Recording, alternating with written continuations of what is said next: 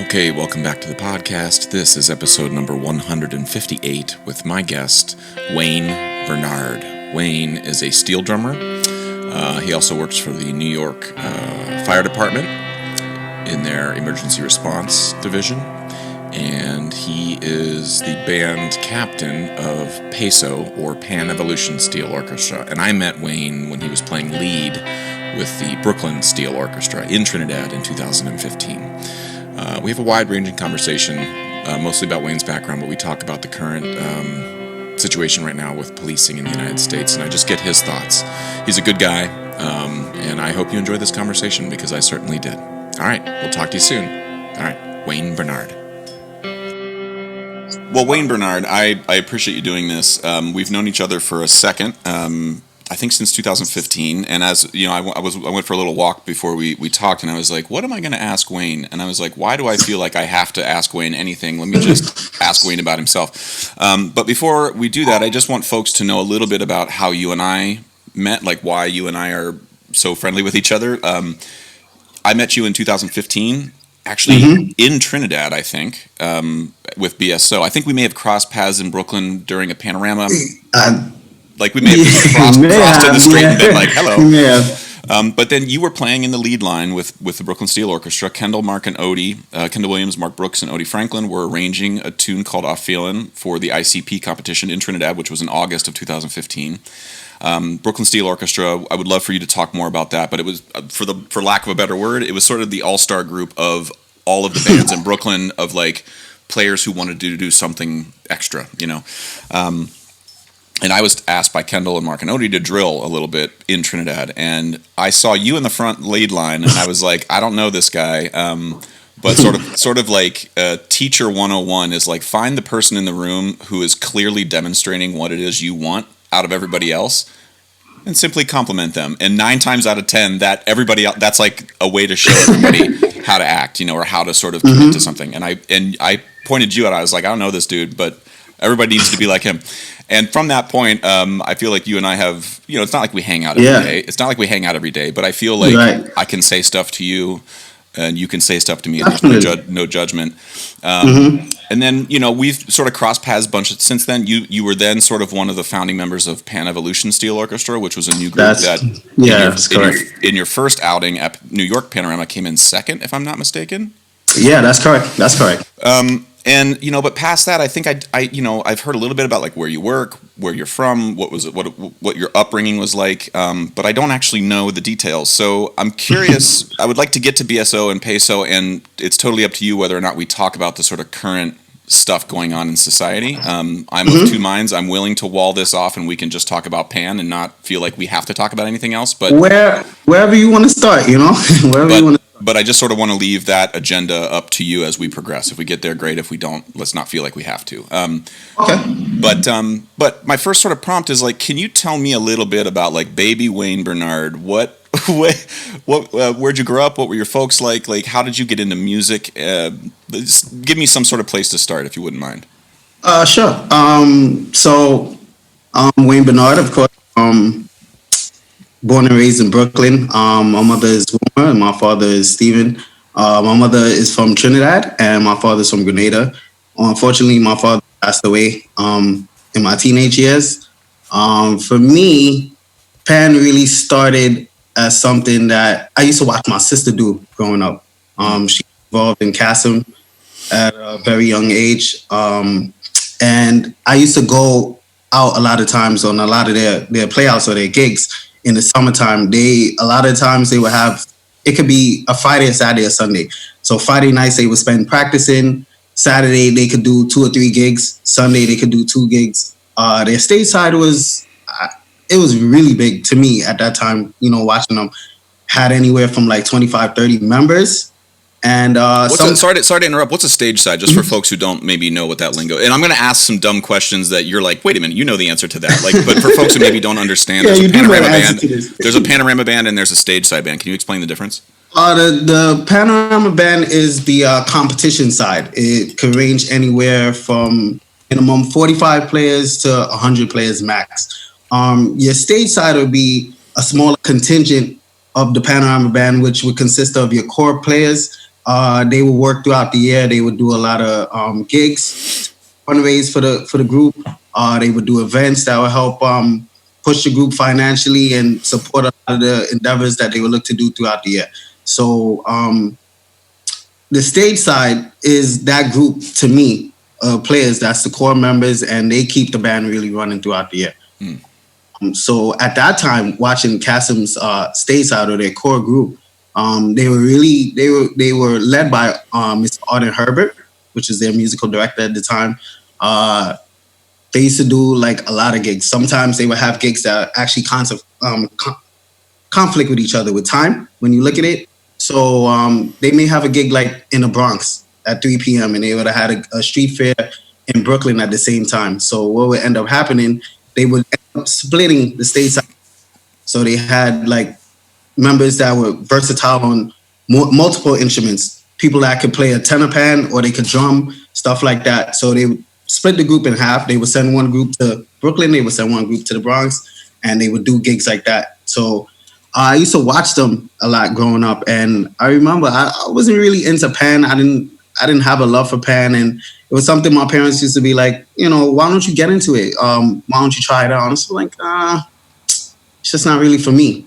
And I don't know what it was about this one gig I remember they did at Berg Keats Mass Camp.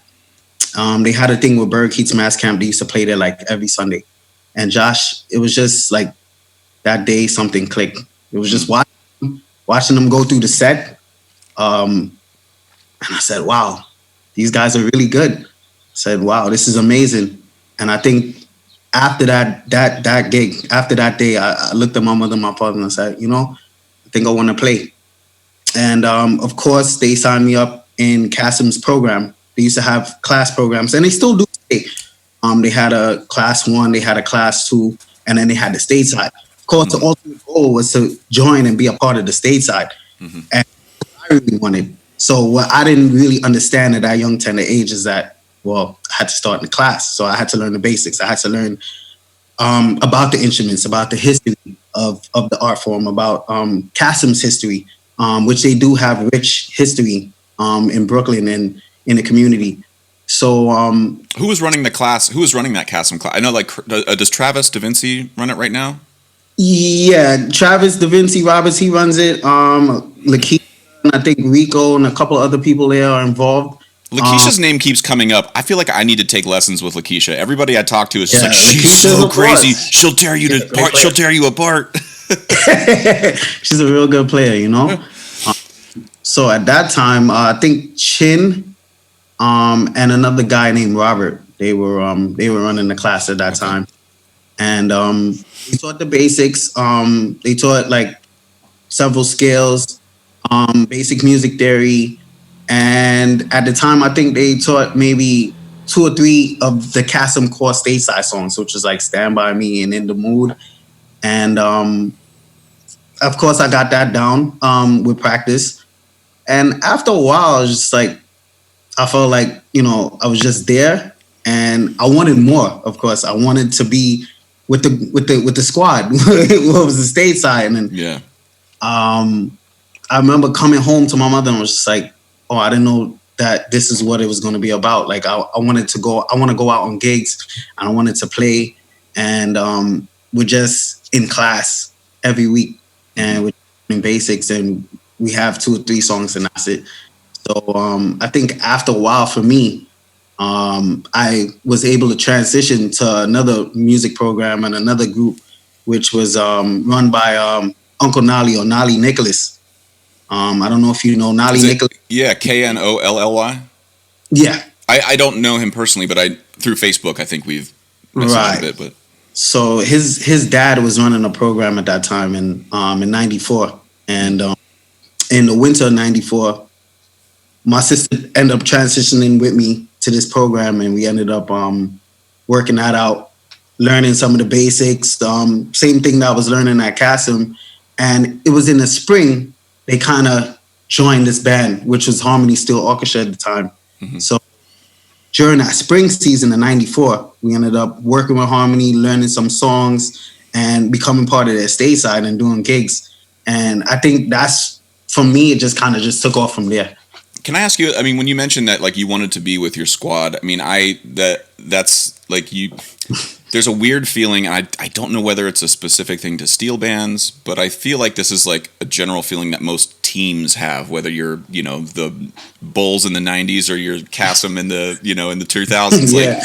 Like there's some part of your DNA that lights up when you're with a crew of people. I mean, for me, it's like going to Skiffle Bunch, being in that pan yard in Trinidad, and like some vagrant comes in the yard and the whole band just like swarms, and it's like, I don't want that to happen. It's not something, it's not enjoyable to watch that sort of thing happen, but you feel taken care of, like, just as a person. Right. You feel like somebody is always looking out for you, despite all your faults, despite the things you may say that are inappropriate or that are you don't understand. Like, there's something about that. And I'm curious for you as a young kid, like I didn't really have that specific feeling until I went to Trinidad, and I was like, okay. But for you as a young kid, like, I feel like you're sort of fortunate to have had exposure to that idea at a young kid. Like, how old were you when that happened?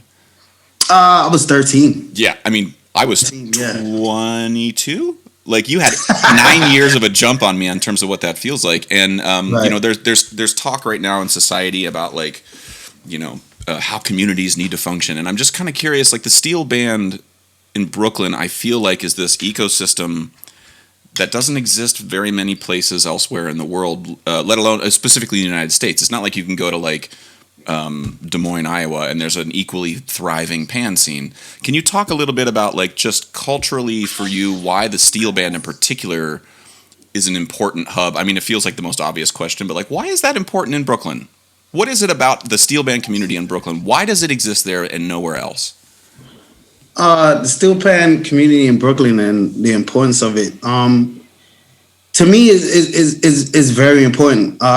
It helps the community in a sense of, it gives extended family to a lot of the young men and young women that are growing up, a place to go, people to be around that's the same age, to share laughs with, share memories with, to build bonds with. When you look at the steel band community in Brooklyn right now, a lot of it is bonds that have started over 5-10 years, and the adulthood still relishes today and it's still ongoing, where people now, they have their own extension of their own family, and now these two individuals that started a bond, let's just say 10 years ago in a pan yard, still have a bond now, and they have their own personal families, and their families now have a bond from something that started 10 years ago in a pan yard. And I mean, I think the steel band culture and way of life in New York is so important, because with so much going on in the communities right now, it's just like a place where people can go to not only just learn about the art form, but to also be able to get away, if you understand what I'm saying. That sometimes we all need a mental escape. Even when you what's going on today in society, that music, that camaraderie, that togetherness, that family, gives you a mental escape, whether it's from just society, whether it's from your personal life at home, whether it's work. It just gives you that time away. And sometimes you do need that. You get that laugh, you get that bond, you get those memories, you get that, you remember that such and such when such and such put down that piece and we couldn't get it, and then they decided to scrap it and give maybe option A and option B, and then we were like, no, let's keep it with option, the first option that we had. It gives you so much to look forward to and to look back on, and it's really important. Like, a lot of people may look down on it, but when you really look back on the steel band culture, it gives so much back to the individuals that put time into it. Yeah, I mean, again, like, I've only been intersecting with the Brooklyn pan world since about 2010 or so, since I met Kendall. And Crossfire and Dougie were my first sort of doorway into that whole scene, and I was like, man, like, this is amazing to me. And over the last 10 years, I mean, I feel like I'm asking a silly question here, but I have felt in the steel band I've never felt safer, and I don't mean to say in the sort of like hippy dippy like, or I need a safe space and don't ever challenge me, that sort of thing, because the steel band as an ensemble, as a group, it's not like it's not uncomplicated. Like, people fight, people argue, people say things that they don't mean sometimes. But I've never been in a steel band where someone has done something that somebody else disagrees with and you all kick them out and they're never allowed back. Maybe it's happened, but I feel like there's a lot of accountability within a steel band, but also a lot of forgiveness and empathy. And again, like, I'm saying that because I don't necessarily see it even in the new music world that I operate in, mostly with So Percussion. Like, there's a lot of people online being like, you said this, blocked. And I'm like, no, I get it, you're upset, totally understand. But like, I've been in countless steel bands, and no one ever says you're blocked, get out of here.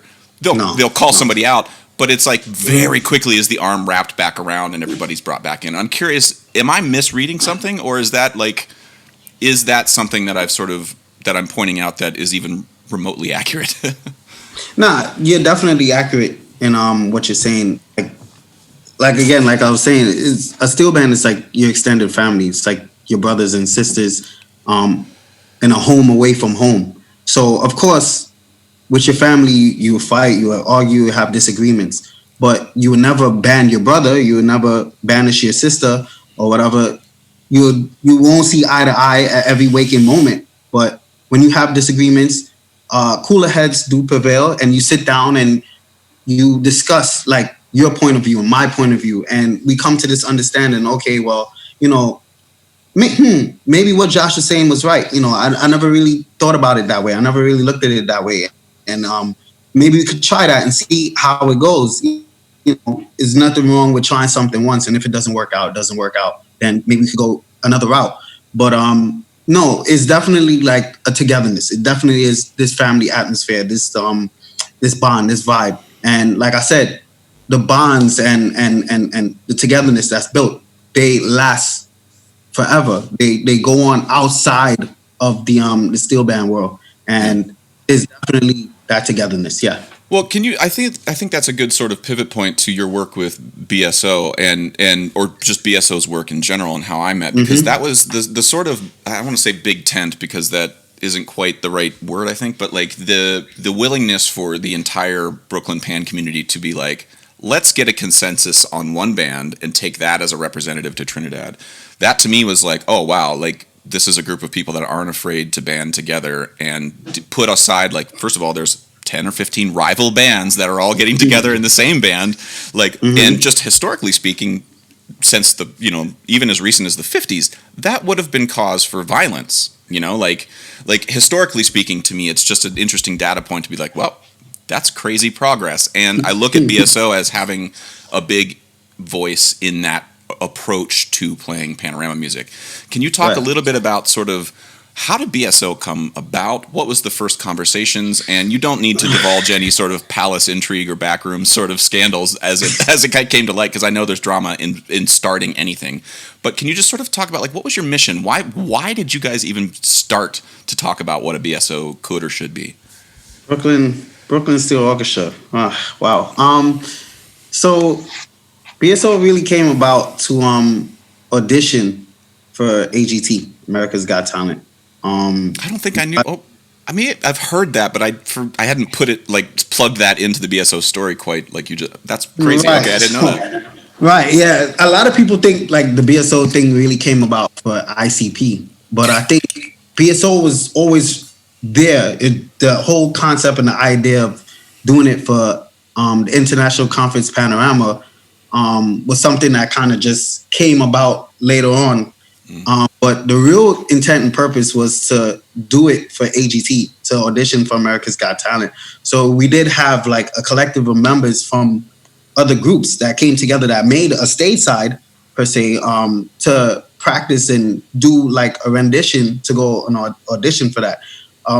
When I was called to be a part of this group, for that, I was just like, okay, like, there's already groups in Brooklyn that are practicing and they have arrangers all over. So in my head, I'm just like, I'm not sure how this is going to work, but, I'm always willing to try something new. Don't knock it till you try it. So I'm like, well, I'm down. And we did it, and it didn't really work out. We didn't really get called to be a part of the show. And then along comes this the ICP, and then now the committee kind of started to form. The process of bringing in players and the concepts around it, how the arrangers were going to work together, and kind of how we were going to go about practicing. Because you have to remember too, ICP in 2015 happened at the height of, always tell people this, it happened at the height of New York Panorama. And when like 2 weeks before, right? Yeah. We were in Trinidad 2 weeks before. And when you really, I don't think in the moment of it all happening, I think the committee did a real good job of planning and organizing. The players did a real good job. The three arrangers, Mark, Kendall, Odie, they did a good job. And of course yourself and Jerry, you guys did a good job. But I felt like a lot of it was kind of, well, we're just going to get to the bridge and we're going to see what type of bridge we have to cross, and we're going to devise a plan and cross that bridge as best as possible. It happened, like I was saying, at the height of New York Panorama. And when you really think of that, like New York Panorama is a thing where musical arrangers putting out their ideas, their creativity, a part of them, their arrangement a part of them in this arrangement. And for bands that in New York are very competitive when it comes to the New York Panorama, to say, okay, a contingency of players from each respective band, and when you look at the players that consisted of BSO, to me, I would say a lot of those players were core players from their respective bands. I would say that for sure. Yeah, absolutely. Right. So to take these core players now, Panorama season, when bands should be practicing, take three arrangers that had their own responsibilities to work with their respective groups, and to ask them to practice, and then to take a band like Crossfire in their practice space, and for them to put aside what they needed to do, which their goal and their focus was Panorama at that time, and ask them, hey, well, we're going to take a contingency of New York players, bring them here to your pan yard and practice on your pan in the height of Panorama season, was just like, it was like, wow, I really felt like at that time, like there was a lot of love and a lot of unity in the New York pan scene, It was something, it's the reason I asked the question about sort of the culture within a steel band, like relationships to me, just if I were just on the outside, like squinting at the steel band community, like I would say relationships are highly prioritized. They're not uncomplicated. Again, I want to keep saying this, like, nobody's perfect. Everybody gets frustrated with everybody at some point. But it's never at the expense of a relationship. Bridges are very rarely burned, if at all. Like it takes a lot to be like, nope, I'm done with you. And I feel like Dougie was somebody who was running a band and made a compromise, made a sacrifice that allowed both things to coexist. He also facilitated a lot of relationships in Trinidad with Junior Regrello and Skiffle Bunch to help make that happen. It's like there's everybody sort of connecting sort of cables to make sure the power can turn on. And I feel like Dougie, all of us, you, everybody, despite complications we may have had in little moments, it feels like that's a very high priority in the scene. And I've always sort of like, that's always been the first thing I notice is like, oh wow, that's really high up on the list. And I feel like BSO is sort of a natural extension of all of that. Right. Definitely. I'm curious. So BSO goes to Trinidad.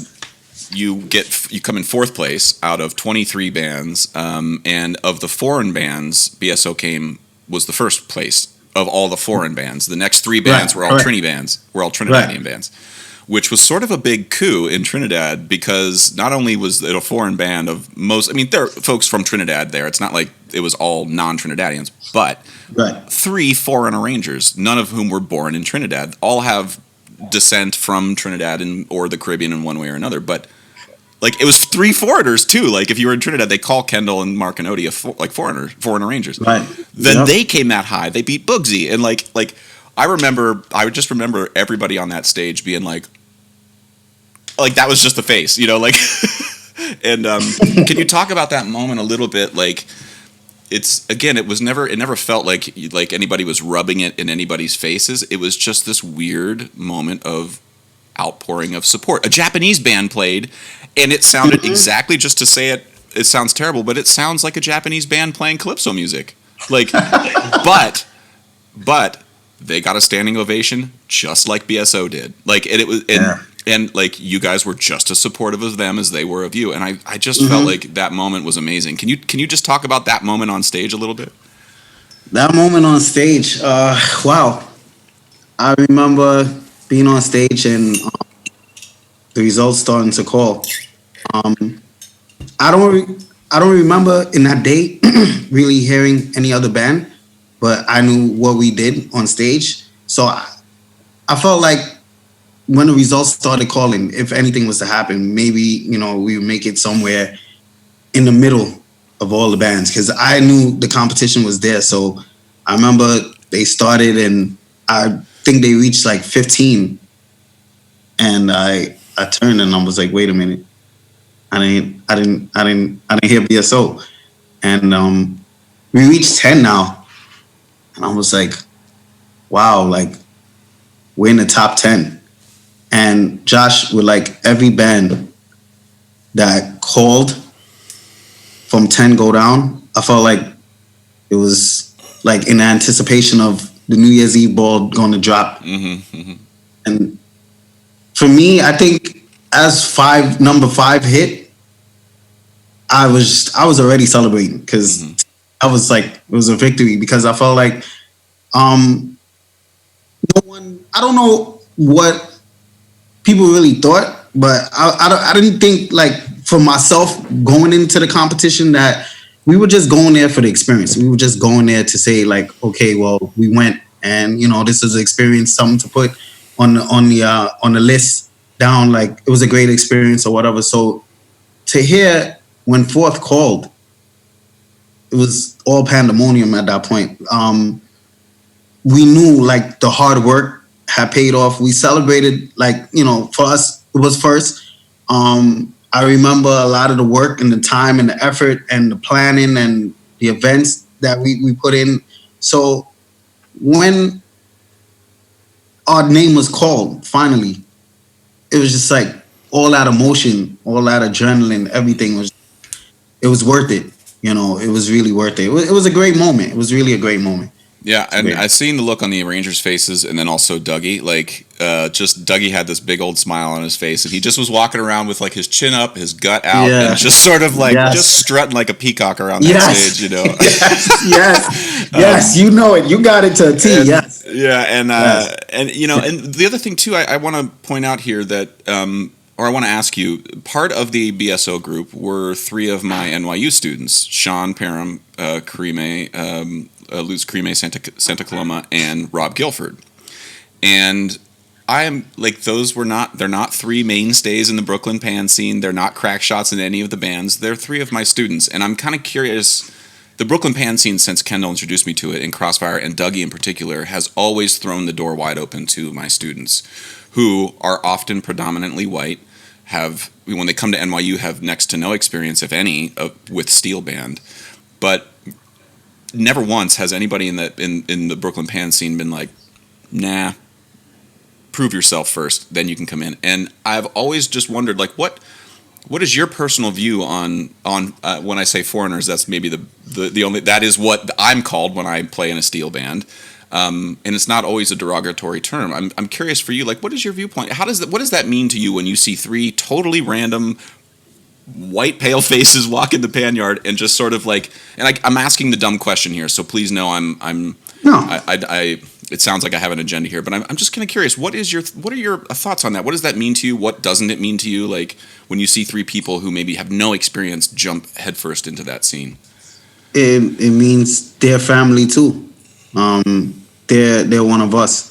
I'll give you a brief story. I remember when we went to ICP and we were staying in the resort, and and I think at that point I probably went from 2 rooms already, and Sean and Robert and Karimi, they took me in. So I ended up staying with them the whole trip. So foreigners is just their family. Mm-hmm. Skin complexion, no matter nationality, background, language barriers, they're all family. Come in, you play pan, whatever range or instrument you may play, your family, one of us. You need something, you need someone to talk to, you need someone to shoulder the cry. We're here for you. We're here for each other. We support each other. We push each other. We motivate each other. We're all family. Like I said earlier, there's always time in the steel band culture. You won't see eye to eye, just like anything else. But we love one another. So we're always welcoming when it comes to pan. Like, so anyone is always viewed as family as far as I see it.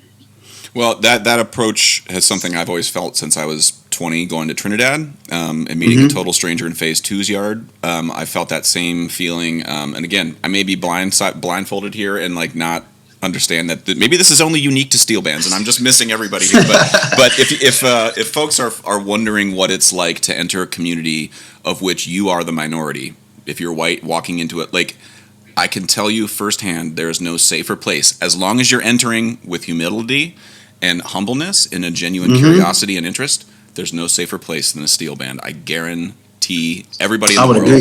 I would agree. Well, Wayne, let me move on. I want to. So after ICP, and correct me if I've got the history wrong here. You then Peso sort of there was a seed planted here, and then Peso exploded onto the scene and kind of just was like clipped everybody at the knees one year. And I remember watching you guys and being like, oh no, where did they come from? You know, it wasn't a humongous band. It was brand new. You guys were, I'm just saying all the words like soup. I feel like you guys were scrappy. Like you had uniforms that looked like you made, because you spent more time rehearsing on, and Andre's music is really tricky. Like that shit is not easy. And so like you guys just came onto the scene like the Bad News Bears and were like, here we go. And you got second. I like that movie, by the way. Yeah, I do too. You got second place. And I'm curious, can you talk a little bit about Peso and sort of like what starting a steel band like that was like from ground up? I remember every time seeing you and you just had this look on your face like, because you were always running around. Starting the steel band from the ground up, Peso, started in 2016. It was a fun experience because you never really knew what was coming next. So Peso is a new name, but a lot of the members have been around the pan scene for a while. A lot of the members came from Pantonic, Adlib, Sonatas, and we came together to kind of do things differently. That point in time, 2015, transitioning into 2016, we sought to look to try to do things a little bit different, to change how things were viewed, how things were done. So that brought about Peso. When we sat down, we spoke about it. We weren't really looking, well, several people weren't really looking for us to tackle Panorama right off the bat. But I knew once that first meeting happened, and let's just say Panorama was off the table, off from the talks off the table, it seemed like to me a lot of the members had lost interest. Like, okay, well, we're just gonna do stateside. But for members, Panorama is a thing, like it's kind of like a kid looking forward to Christmas. If for me to put it into words, it's like no Panorama this year. It's kind of like no Christmas, no gifts. Like, how dare you say such a thing, you know? So, even if you don't believe in Santa, like people still look forward to the gifts. You want to know you're going to wake up on December 25th and open some gifts. You want to know that, you know? So it was like, okay. I remember going into January of that year, and BSO and Skiffle were already, they had started the collaboration of working together in Trinidad that year, and I got a phone call. I was going to work, and it was Mervin Rudder, aka Morby, and he was saying to me, how's everything going in terms of planning and preparation? So in my head, it's like January. So I'm thinking he's talking about BSO and Skiffle. So I'm like, hey, everything is going good. Those guys are down there working. Song coming together well. And he stopped me. He was like, no. I'm like, I'm talking about your band. So I'm like, my band, like, So he was like, yeah, Peso. And I'm like, oh, Morby, I don't think you heard, like, not really looking to do Panorama first year. And he put the bug in my ear, like, listen, if you guys really want to go Panorama this year, I can help. I could make things happen, and let's see where, I can lend you instruments and stuff like that. I know it's hard in the first year. And I was like, nah, okay. So long story short, this is my first time ever, I ended up going to Trinidad for semis. So I went down there for semis. It was a great experience. My first time ever. I enjoyed it. And I was to come back for finals. Funny enough, I was to travel that day, I believe, with like Anthony Sharp, Sheldon Hoyt, and a couple other people. And it just worked out that everybody ended up missing their flight because semis was the day before. So I got to the airport now, and I was on a flight. I was sitting I was on the same flight with Adrian Lavelle, Kern, and Andre White. So got on the plane now. Was this when Skiffle was doing Good Morning? Was that the next year? Yes, yeah, it was. So I got on the flight, and I was in the window seat. And then next thing you know, up comes Andre. He sits down at the aisle, and I'm like, it's kind of weird. It's like, okay, So we're talking, and then after a while, the guy comes and he sits down between us, and Andre and I are both talking over the guy back and forth. So the guy looked, and he was like, hey, you guys know each other? Would you like to sit next to each other? So we're like, yeah. And we sit down next to each other, and we spoke about possibly working together for the Panorama. And again, the rest is history. Like, we started a lot of the planning stages, the preparation stages, getting everything together. And it was a lot of trials and tribulations, a lot of work, planning, that the committee put in, the players put in, and to get off what you saw on stage in 2016 was amazing. It was really amazing. Well, what was, after the first year, you're kind of like the dog that caught the car. Like you're like, we're going to do this. And then you're like, uh-oh, we did it. And now, like, then the next January rolls around. You have to start thinking. You have to put up or shut up. You got to defend your sort of territory that you took 2017. the first year. So what were the pressures in the second year that you didn't have to think about in the first year, if any? The pressures in the second year was kind of like, okay, so yeah, the momentum is up there. It's like it's no more surprise.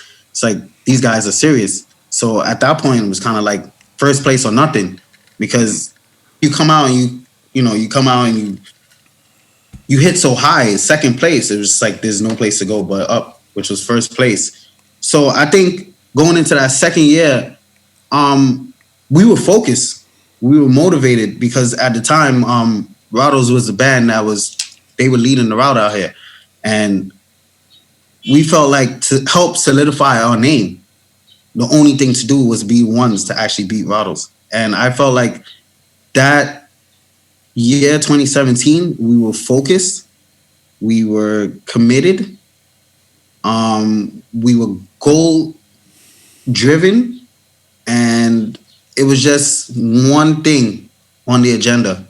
So it wasn't the second year compared to the first year. I don't believe there was that much more pressure. The first year it was so much to do, because we already stated from early what the intention was to come out for Panorama, and it was like you had so much to do. You had to try to get instruments, you had to try and get racks, which we didn't have. You had to try and get players. They going by what they know, or like what your history says, and we had nothing to go by. So we had to do all these things and try to make the goal of making it to Panorama, as compared to like, okay, well, we're already out there. Right. Now players gonna want to come and play here. We just gotta focus in even more and just meet this one criteria, this one goal. Yeah, I mean, so do you know where things stand with this upcoming August? Like, have there been any decisions made from? I know Watika is there's a lot of issues they're dealing with right now that we don't necessarily need to get into in terms of their own internal issues, but what's the latest on Brooklyn Panorama? Because normally it's the Saturday before Labor Day, over Labor Day weekend, and do you know anything further? I really don't. There's so much news just floating around out there. From a while back, I kind of just told my we're gonna take the year off and just everybody just try to relax, stay safe, do what you could. Take care of yourself, take care of your family. So as far as what's happening, I can't really speak for what's going on outside with the Western Union Carnival Day Association, but I can speak for my organization. And I just told them like this year is just like an off year for us. Yeah, it's hard to. I mean, like your Christmas analogy, like it's such a internal struggle to be like, I'm looking forward to Christmas, but if I open this gift, I might give the entire band coronavirus. Like exactly. Yeah, it's such a hard position to be in because you got all these young kids, and they, like you were saying, you came up through the stage side, the after the classes, right. When those aren't in session. Like there's a lot of kids who are just not able to sort of tap into that system right now, and it's a real.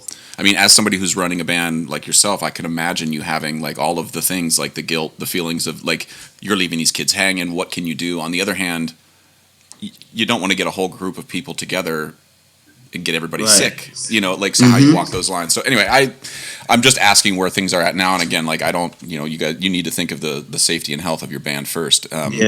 But I'm with you on the sort of I'm grieving for it already ahead of time. But so can you remind me where do you work for? What do you do for a living?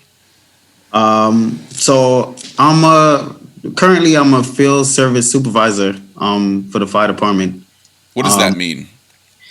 So we handle the dispatch operations and emergency services. It's 24 hours a day, 7 days a week, 365 days a year. As you know, the fire department, they don't shut down, they don't stop.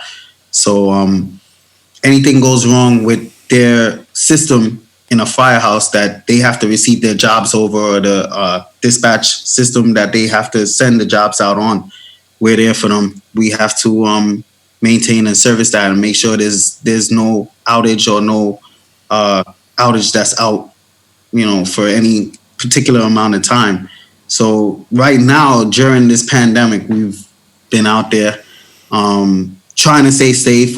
They made sure to set us up with remote access and stuff like that to have us work at home as much as possible.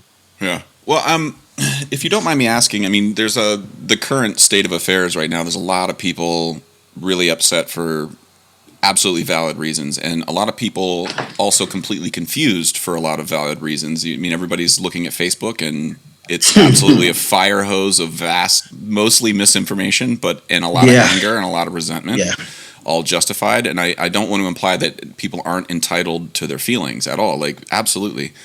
I'm curious though. There's so much noise.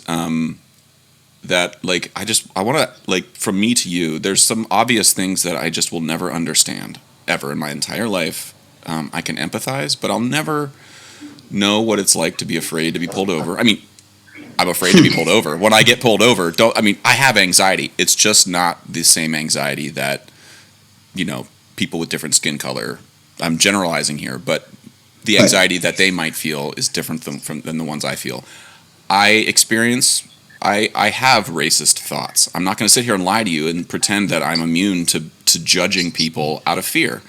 I walk through Brooklyn and Trinidad by myself on a regular basis, and I would be lying to your face, Wayne, if I didn't have the feeling to look over my shoulder. It's called being a human.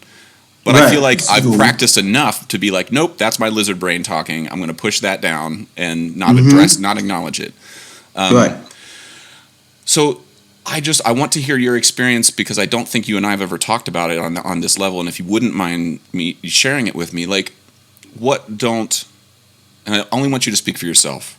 Like, I hate when people try to expect for Wayne to speak on behalf of black people or on behalf of men or on behalf of black women I want you to talk about to yourself. What are some things that I don't understand about your personal when you walk through life that you could explain to me in a way that that you could explain, or just talk to me. What don't I understand, and how can folks understand it better? I think I think a big part of what's going on and things that I've experienced is media oriented. Media, to me, I feel like media kind of paints this picture of every person of color you may see, every person of color you may come across. You don't have to know them. You and them don't have to share a conversation, have a good morning, but just automatically it's put into people's minds that they're a thug or they're an animal. And there's a lot of people, like, you can't just go based on their first appearance. Like, everyone has their style, everyone has their swagger per se. But it's really up to you and us as individuals to really get to sit down and know someone and understand someone. Like, over the years, getting to know you and being around you and always having conversations and laughs and sharing memories, I know you. I don't think of you as a racist, unless that's something you come and you say to me, hey, well, this, that, and the third. But I feel like a lot of things is media oriented, so it puts this fear in people right away. Like, sometimes I've seen already, I'm walking on the block and I'm walking down the street and someone may see me, and all of a sudden we're getting 10 feet away. They stop and they looked across the street. And then when you look back, they didn't go into a house or anything, but they're still going up the block. It's just because, okay, well, here comes this guy. He looks threatening. He looks scary. He looks like someone that may do me bodily harm. I don't want to be on the same side of the street as him. I've seen it. I've experienced it. I've experienced it at a very early age. Being out there driving a particular type of car and being pulled over and having an officer of the law tell you, oh, well, whose car is this? You know what I'm saying? Like, well, hey, officer, why am I being pulled over? Like, because this didn't look like your car. Sheldon Hoyt, I did a podcast with him, and he mentioned that he got pulled over. He was dressed. He was going to church, I think, and he and his friend were dressed to the nines. And I think it was a wedding. A wedding, yeah, a wedding, yeah. And he said the first thing the cop said to him is, "This will be easier if you just tell me where you stole this car." And Wayne and Sheldon was like, "Here's my registration. Like, this will be easier if you just read this." Like, and I'm trying real hard to not jump to the emotion of rage when I hear shit like that. But I'm curious, like, like you said, was your response actually, why'd you pull me over? Like, what goes through your head in that very moment when someone asks you like that? Something like that. I mean, my first response to myself is like, are you, I want to curse, but are you serious? Like, you don't even have a legit reason to pull me over or why you're stopping me and why you're questioning me. And then you take my information, you go and you run it. After 20 minutes of having me sit down there, you don't know if I had to go to a job interview. You don't know if I'm late for work. If I had to be somewhere by a particular time, but now you're holding me up to come back, hand me my information, and then just tell me, have a good day. No reasoning, no nothing. Like, hey, you made a wrong turn. Hey, you didn't stop or whatever. Or some of the best ones too, I think, to be stopped and then told that you did something that you didn't do. And they're telling you that you did something that you didn't do. Be specific with your experience. What happened there? I had cops pull me over a time. I just dropped home one of the players. I actually believe it was Brandon Waldrop. I dropped him home. and off of his block where he lives, I made a left, and then there's a light, and then I made another left to head to Albany to make another left. I don't know where the cops were, but there's a stop sign right at the foot of Brandon's block, and I stopped. I look because there's traffic passing in front of me going up. I think is Troy. Mm-hmm. I stopped, and then I made the left, and I went to the light. Now the cops, when I reached the light at St. John's, the cops are sitting behind me, so I'm sitting there.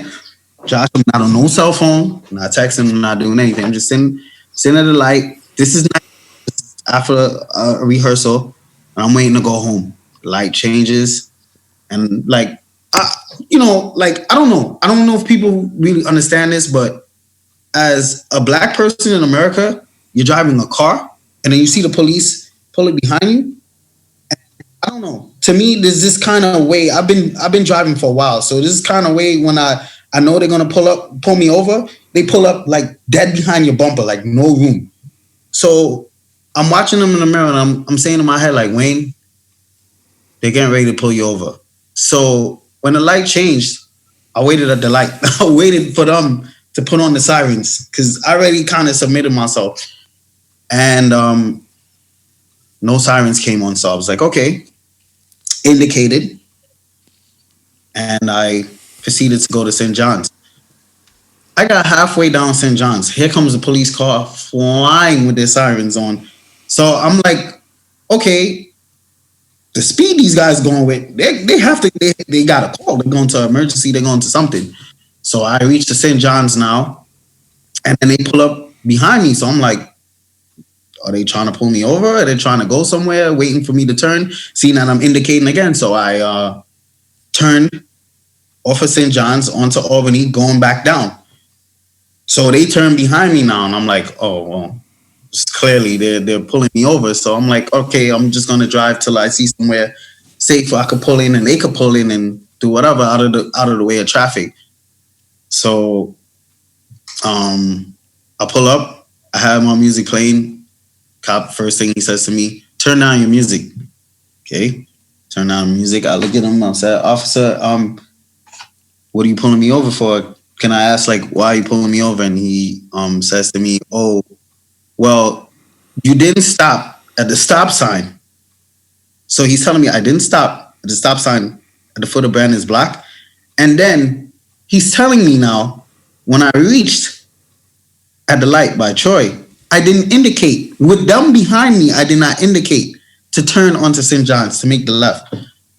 So in my head, I'm like, so, I'm first thinking like, why when I indicate? So I looked at him, I was like, officer, like, I was looking at you guys in my rearview mirror behind me, and I was like, I know you guys are behind me. Why when I indicate? I did indicate turning onto St. John's. He's like, no, you didn't. So he was like, at that point, license registration. So I'm like, okay.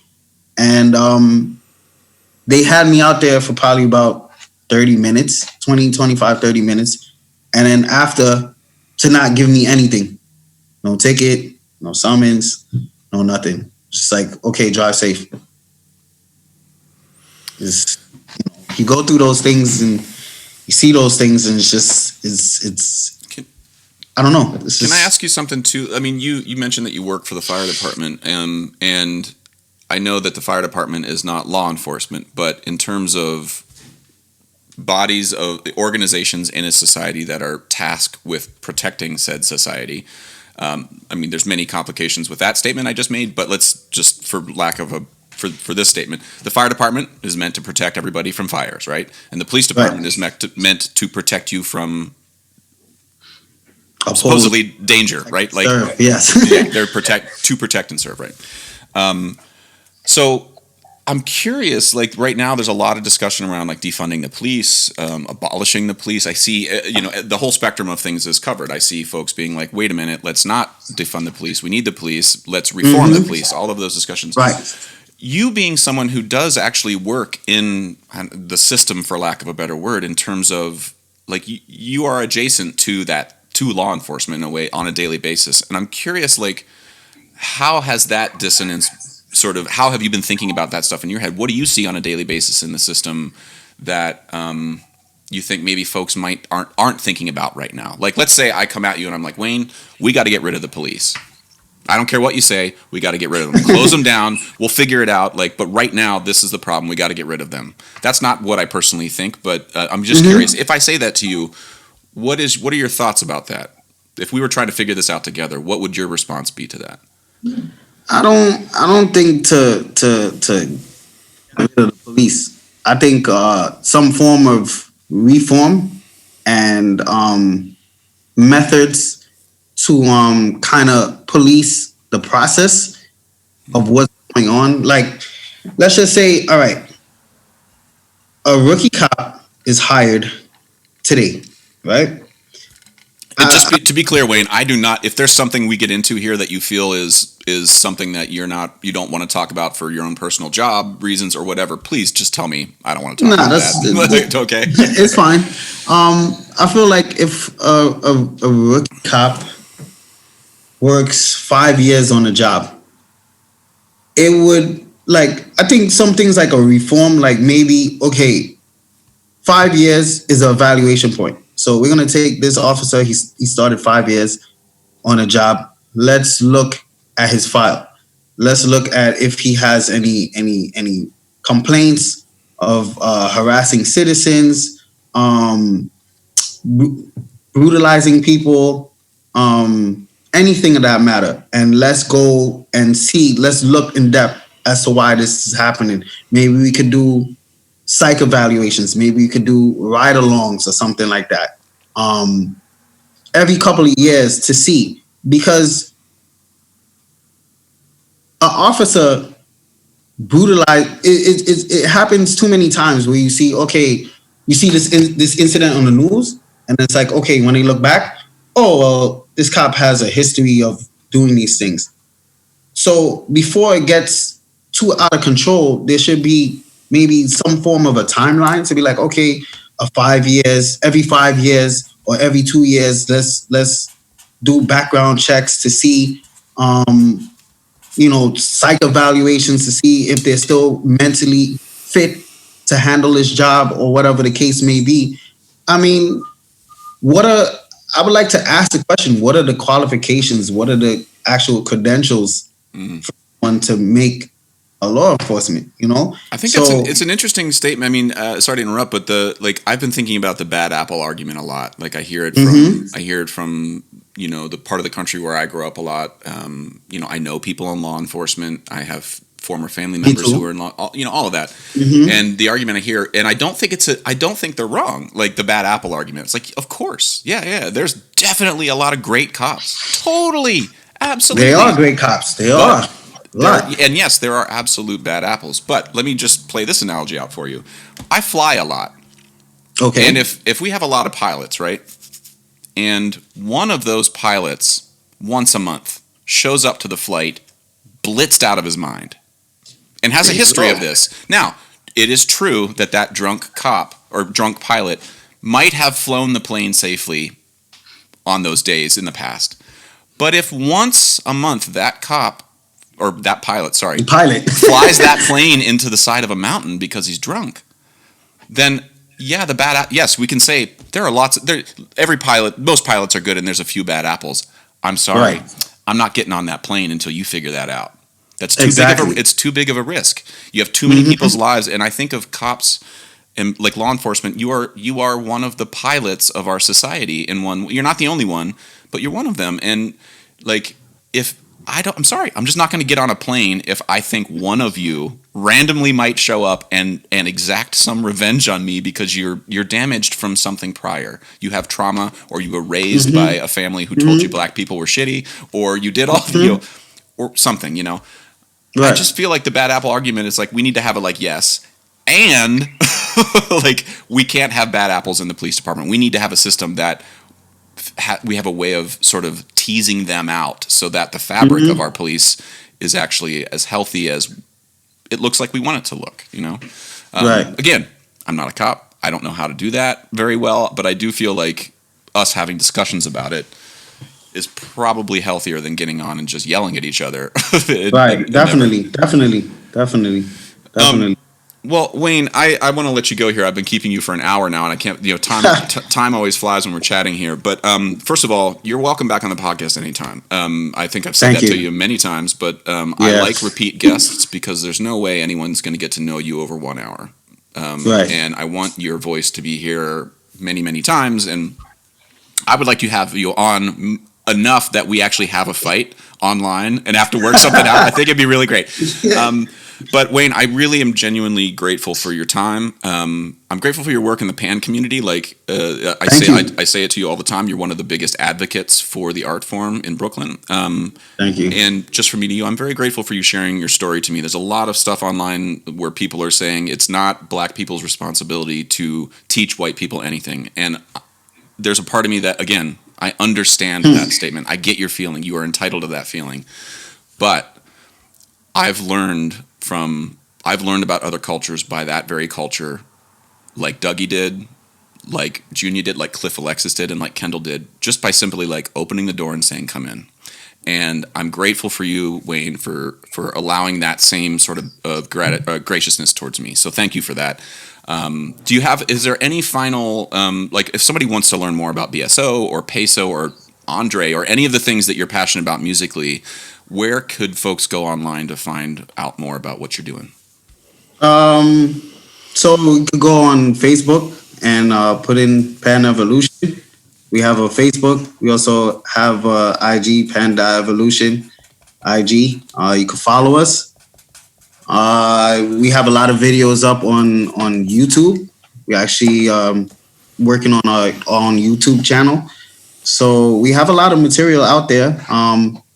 You could go and look back on different events and shows that we did. We did the show with you guys at NYU, the Provost. We've done something with Andy Eo and the Knights.